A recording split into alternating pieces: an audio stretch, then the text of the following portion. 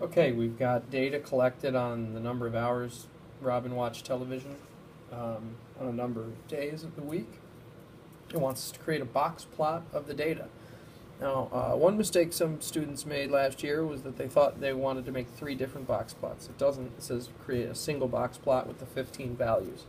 So all I did, you could have listed them out in order and done it manually, but it's just as good to do it in your calculator. You go Stat, Edit, and I just put in all the values.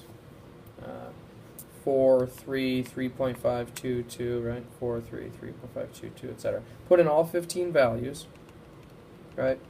And then I went to Stat Plot. Sorry, let me show you the buttons there. Second Stat Plot, okay? I want to turn Plot 1 on, so I'm going to go into the Plot 1 menu. Yours is probably off. I want to go and turn it on. And then when I go to type, I don't want a scatter plot, I don't want a line plot, I don't want a histogram. I want one of these two. There are no outliers in this data, so I'm going to pick this one. Okay.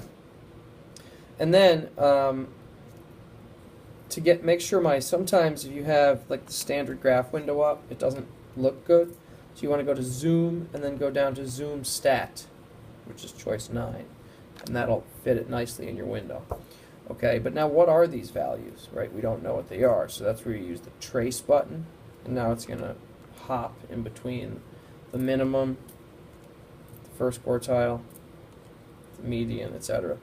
So it turns out that the minimum is 1, the first quartile is 2, the middle quartile, or the median is 3, the third quartile is 4, and the maximum is 5. So it's 1, 2, 3, 4, 5, and for all of you Spaceballs fans out there, that's like the combination an idiot would use on their luggage. If you haven't seen Spaceballs, you might want to check it out. But anyway, turns out the 5-number summary is 1, 2, 3, 4, 5. So you make a number line.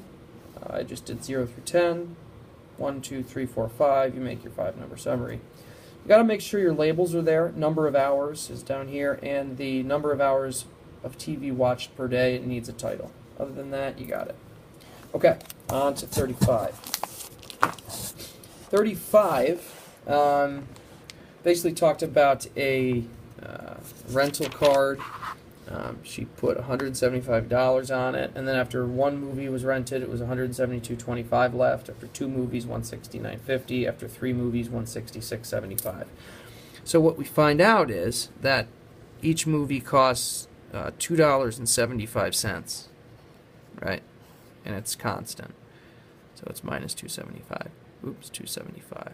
So it says to write a function. Well, A of n, the amount of money left on the card, is 175. Take away $2.75 times the number of movies rented. And then for part B, it says, how many movies can she rent? So what I did was I just set the amount of money left to be 0, and I'm going to find out what number of movies is going to deplete it down to 0.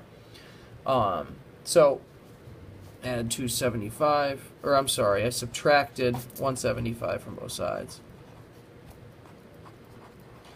I got this. I divided both sides by negative 2.75.